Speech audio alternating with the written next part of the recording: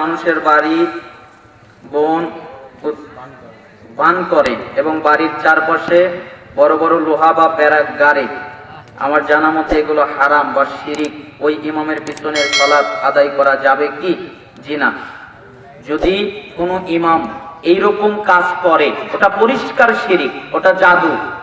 বান করা বা জাদু করা, রাসূল সাল্লাল্লাহু আলাইহি সাল্লাম জাদুকরদেরকে মৃত্যুর ঘোষণা দিয়েছেন যে তাদেরকে বেলে হত্যা করা হবে ইসলামী শাসক থাকলে। অতএব তার পিছনে সালাত হবে না, কারণ তার ঈমান নেই। বর্তমানে অনেক টুপি, পাগড়ি, রুমাল ও মেয়েদের হিজাব সহ বিভিন্ন পোশাকে আল্লাহর নাম লেখা থাকে এবং এগুলো পরিধান করে অনেকেই প্রস্রাব পায়খানায় প্রবেশ করে। এ ব্যাপারে আপনার মতামত কি? জি, আল্লাহর নাম যদি কোনো পোশাকে লেখা থাকে, ওই পোশাক আপনার পরার প্রয়োজন নেই, ওই পোশাক কিনবেন না। কেন? আল্লাহ সুবহানাহু ওয়া তাআলার নামের সাথে বেয়াদবি করা হবে, ওইটা পরিধান করার জন্য নয়।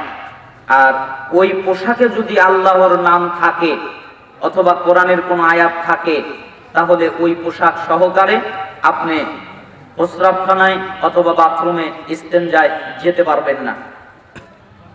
হুজুর, হস্তমৈথুন্য করার কারণে কি শাস্তি হবে? জি। মহিলা যারা মারা গেলে 5 কাপড়ে কাফন করি, সেখানে 3 কাপড়েরটা বিশুদ্ধ। সালাতে বিসমিল্লাহ আস্তে না জোরে, কোনটা সঠিক? আস্তে বলবেন। আমি সালাত পড়ি কিন্তু হাতের নখ বড় রাখছি, এতে কি আমার সালাত হবে? 40 দিন পার করা যাবে না। কয়দিন পার করা যাবে না? 40 দিন। এর আগে আপনি কেটে ফেলবেন। আর সবচেয়ে উত্তম হচ্ছে প্রত্যেক সপ্তাহে একবার কেটে ফেলা। পুরুষের পবিত্র হওয়ার জন্য নাভির নিচে থাকে লোম কাটতে হবে নাকি পেটের নিচ?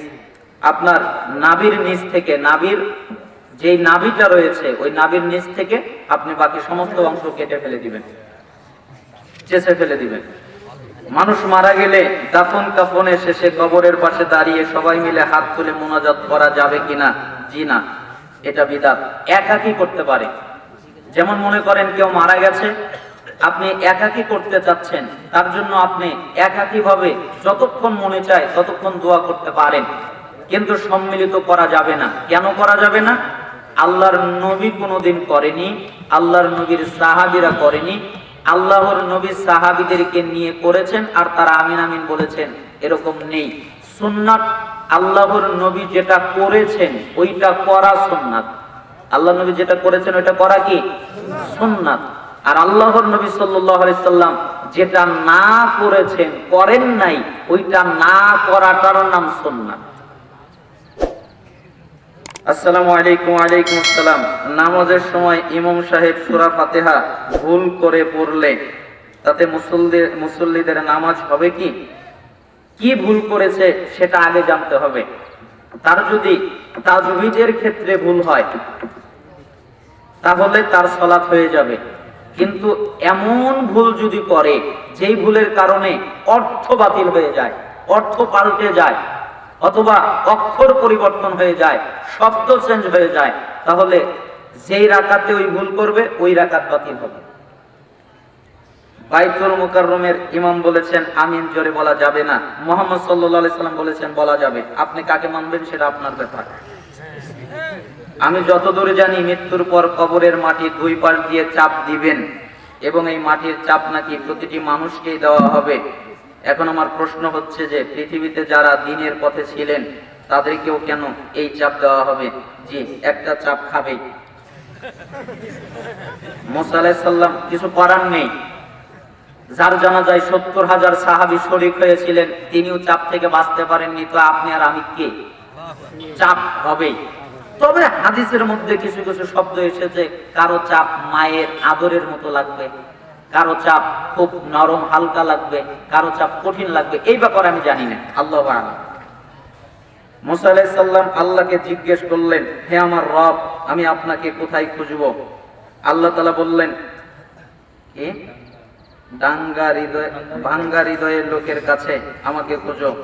আমি প্রতিদিন 1 হাত করে তাদের নিকটবর্তী হই, তা না হলে তারা, আমি এটা জানি না। মালিক ইবনে ইয়াসার হতে বর্ণিত, রাসূল সাল্লাল্লাহু আলাইহি ওয়াসাল্লাম বলেন, তোমরা যখন আল্লাহর কাছে দোয়া করবে তখন হাতের ভিতরের তালুর দিক দিয়ে দোয়া করবে, হাতের উপরের দিক পিছনে দিয়ে দোয়া করবে না। মিশকাতুল মাসাবি হাদিস এটা। এই হাদিসটা একটু সুন্দরভাবে বুঝিয়ে দেন। জি, আপনি যখন একাকী দোয়া করবেন, আপনার যখন দোয়া করার প্রয়োজন, তখন আপনি আল্লাহ সুবহানাহু ওয়া তাআলার কাছে এই তালু সামনে রেখে দোয়া করবেন। এর অর্থ সম্মিলিত না, কথা বোঝেন নাই? এটা আপনি একাকী করার জন্য, এই দ্বারা আপনি সম্মিলিত প্রমাণ করতে পারবেন না। এজন্য এটার বিভিন্ন পদ্ধতি আছে। রাসূল সাল্লাল্লাহু আলাইহি সাল্লাম কখনো হাত উপরের দিকে উঠিয়ে দোয়া করতেন, রাসূল সাল্লাল্লাহু আলাইহি সাল্লাম কখন মুখ সামনাসামনি দোয়া করতেন, রাসূল সাল্লাল্লাহু আলাইহি সাল্লাম কখনো বুক সামনাসামনি দোয়া করতেন। এজন্য আপনি স্বাভাবিকভাবে যেটা আপনার জন্য সহজ হয় ওইভাবে আপনি দোয়া করবেন। মাদ্রাসার অফিস রুমে নেতা নেত্রীর ছবি দেওয়া তা কি জায়েজ? সম্পূর্ণ হারাম। আপনার কাছে দোয়া চাই, আল্লাহ সুবহানাহু ওয়া তাআলা আস্তাগফিরুল্লাহ দীনাকা কামানাতাকা ওয়া খাওয়াতিম আমালিক। আপনি মুসাফির মানুষ, সন্তানের জন্য এবং আপনি একটু সব সময় দোয়া করবেন, আল্লাহ আপনার সন্তানকে একজন দ্বীনের খাদেম হিসেবে কবুল করুন, জান্নাতি মানুষ হিসেবে কবুল করুন। একজন আলেম ও ইমাম মাসে প্রায় একদিনও ফজরের জামাতে আসে না, তবে সে কি ফজরের নামাজে আসে না, তবে সে সুস্থ, সে কি ইমাম ওই মসজিদে সালাত আদায় করায়? কেন আসে না তা তো আমার জানা নেই, তবে যারা জামাতে আসে না তারা মুনাফিক। ফরজ নামাজের পর সম্মিলিত মুনাজাত করা বিদআত, আমলটা তো ভালো। জি, বিদআত সব সময় ভালো হয়, খারাপ হয় না। বিদআত সব সময় কি হয়?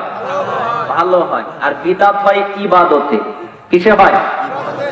ফজরে কয় রাকাত সালাত আদায় করেন? 2 রাকাত সুন্নাত, 2 রাকাত ফরজ।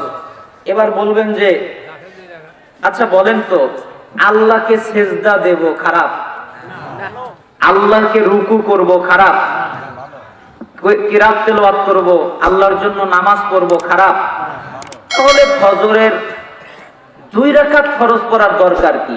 যোহরে 4 রাকাত, আসরে 4 রাকাত, মাগরিবে 3 রাকাত, ভেজাল। ঈশায় আবার 4 রাকাত, যা সব এক করে দেই, ফজরও 4, মাগরিবও 4, তাহলে সব 4 নাকি হবে না? ইবাদত তো, ইবাদত তো ভালো। আমি তো নামাজ পড়তেছি, আমি কি চুরি করতেছি? কেন করা যাবে না? কারণ মুহাম্মদ সাল্লাল্লাহু আলাইহি ওয়াসাল্লামের তরিকার মধ্যে এটা নেই। ফামান রাগিবা আন সুন্নতি ফালাইসা মিন্নি, যারা আমার সুন্নাত থেকে মুখ ফেরাবে ওরা আমার উম্মতের অন্তর্ভুক্ত নয়। তার মানে বোঝা যায় যে সুন্নাত হচ্ছে, সঠিক পদ্ধতি হচ্ছে যে বিদআত সবসময় ভালো হয়, আর শয়তান সবসময় ভালোটা না হলে খাওয়াতে পারবে। এই জন্য বিদআত হয় ইবাদতে, ইবাদতে বাড়ালে হয় বিদআত, কমালে হয় বিদআত, চেঞ্জ করলে হয় বিদআত। বুঝেছেন? আল্লাহ যে দিনটা দিল, আপনি যদি এখান থেকে একটু বাড়ান তাহলে নিজের মতো করলেন না, বিদআত হলো।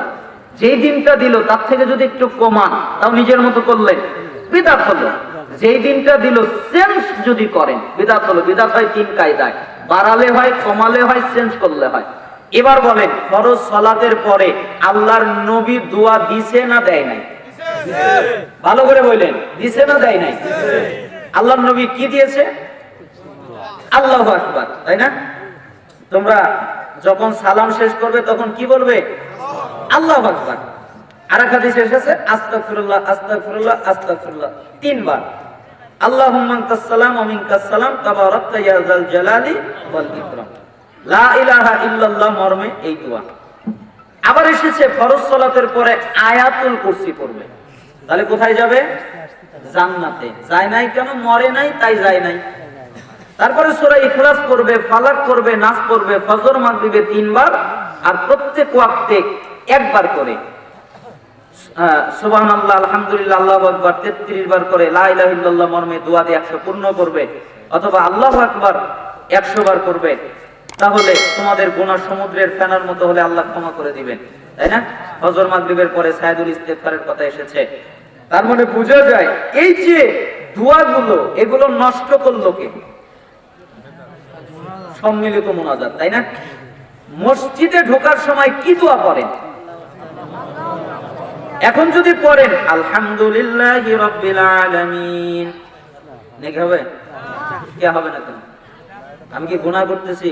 আমি তো সূরাই পড়তেছি, আরো দামি সূরা, সবচেয়ে দামি সূরা সূরা ফাতিহা না? তো সূরা ফাতিহাটা পড়বো অথবা আয়াতুল কুরসি পড়বো অথবা আরো কিছু পড়বো, নেকি হবে? কি হবে? টাটকা গুনাহ হবে। কেন? দোয়া তো আল্লাহর নবী দিয়েছে, তুই চেঞ্জ করলি কেন? তো ফরজ সালাতের পরে তো দোয়া আছে হুজুর, দোয়া খালি ইবাদত নয়, দোয়া বিদআত হয়। আপনি চেঞ্জ করলেন কেন? রাসূলকে অপমান করলেন কেন? আপনি কি প্রমাণ করলেন যে রাসূলের দোয়ার চেয়ে আপনার দোয়া ভালো? রাসূলের তাবাদ দিয়ে আপনারটা পড়েন কেন? এই যে চেঞ্জ করলেন, চেঞ্জ করা বিদআত। এখানে রাসূলকে অপমান করা হয়। হুজুর আমি একজন মেয়েকে অনেক ভালোবাসি, আস্তাগফিরুল্লাহ, আল্লাহ তোমাকে হেফাজত ঠিক। এবং একটা দোয়া সব সময় মনে রাখবেন, মিশকাতের 975 নম্বর হাদিস, রাসূল সাল্লাল্লাহু আলাইহি ওয়াসাল্লাম বলেছেন, কেউ যদি ফজরে, কোন সময়? ফজরে অথবা মাগরিবে আপনি সালাম ফিরিয়েছেন কিন্তু এখনো ওঠেন নাই, পা ঘোরান নাই, রাসূল সাল্লাল্লাহু আলাইহি ওয়াসাল্লাম বলেছেন, কেউ যদি পড়ে লা ইলাহা ইল্লাল্লাহু ওয়াহদাহু লা শারীকা লাহু বিয়াদিল খায়র ইয়াহইয়ু ওয়া ইউমীত ওয়া হুয়া আলা কুল্লি শাইইন কাদির, 10 বার পড়ে। কয়বার? 10 বার। পা ঘোরায় নাই, ওই অবস্থায় 10 বার পড়ে, তাহলে ফজরে যদি পড়ে মাগরিব পর্যন্ত, মাগরিবে যদি পড়ে ফজর পর্যন্ত, যত খারাপ কাজ আছে তার থেকে আল্লাহ তাকে বাঁচাবে এবং শয়তান থেকেও আল্লাহ তাকে বাঁচাবে। তাহলে এই দোয়াটা আপনি পড়বেন। আরো অনেক ফজিলত আছে। ও শিরিক ছাড়া যত পাপই করুক আল্লাহ ওই দিন মাফ করে দিবেন। আর 10টা নেকি হবে, 10টা গুনাহ মাফ হবে, 10টা মর্যাদা বাড়বে। আর এর মতো ভালো আমল কেউ করতে পারবে না। তবে কেউ যদি এর চেয়ে উত্তম আমল করে ভিন্ন কথা, এভাবে হাদিসে এসেছে। এই দোয়াটা পড়বেন। 5 কালেমা মুখস্থ করা কি জরুরি? 5 কালেমা বলতে কি ইসলামে নেই? কালেমা অনেক আছে কিন্তু নির্দিষ্ট করা নেই, অনেক কালেমা আছে। আসসালামু আলাইকুম, শয়তান কি ঘুমায়? এত দরকার? কিয়ামতের পূর্বে আলামত সমূহ, ইমাম মাহদী, দাজ্জাল, ঈসা, ইয়াজুজ মাজুজ, তারপর কি আসবে? এই হাদিসগুলো ইখতিলাফ আছে, কোনটা আগে এসেছে কোনটা পরে এসেছে। দাজ্জাল শেষে আসবে, দাজ্জাল আসবে, তারপরে ইয়াজুজ মাজুজ আসবে। আমি সারা খুতবা দিতে পারি না, ওয়াজ করতে পারি না, তাহলে কি আমি ইমামতি করতে পারবো কিনা? জি, ইমামতি করতে পারবেন, এতে কোনো অসুবিধা নেই। আপনি চেষ্টা করবেন, রাসূলের সুন্নাত ফলো করবেন, রাসূলের মানহাজ দিবেন। রাসূল সাল্লাল্লাহু আলাইহি ওয়াসাল্লাম কথা বলতেন, আপনি কথা বলবেন, মানুষ শুনবে। একজন নেতা বলেছেন, আমাদের ভোটের এবারের মার্কা হবে, হ্যাঁ একটু জানাবেন।